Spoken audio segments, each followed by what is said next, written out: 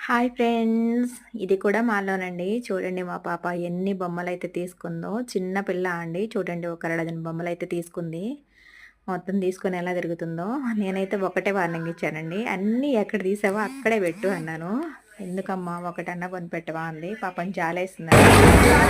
బొమ్మలన్నీ దగ్గర 10,000 అవుతుంది. నా ఒకటి హ్యాపీ అయిపోయింది. చూడండి దీనికి ఒక స్కోర్ ఉండిద్దండి. ఆ స్కోర్ లెవెల్ దాటే వరకు కొట్టాలంట. అలా కొడుతుంది. కానీ దానివల్ల కాలేదు. అది 900 ఉంటే ఈమెకి 120 వచ్చింది.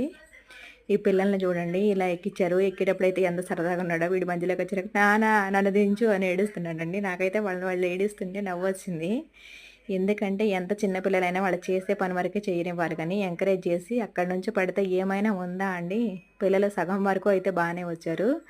చూడండి అక్కడి నుంచి జారి వాళ్ళు మాత్రం బానే ఎళ్తున్నారండి. నాకైతే చూడడానికి భయమేసింది. ఆ పిల్లలు ఏడుస్తున్నారు. చూడండి ఈ చిన్న పిల్ల అయితే ఎంత బాగా ఆడుతుంది.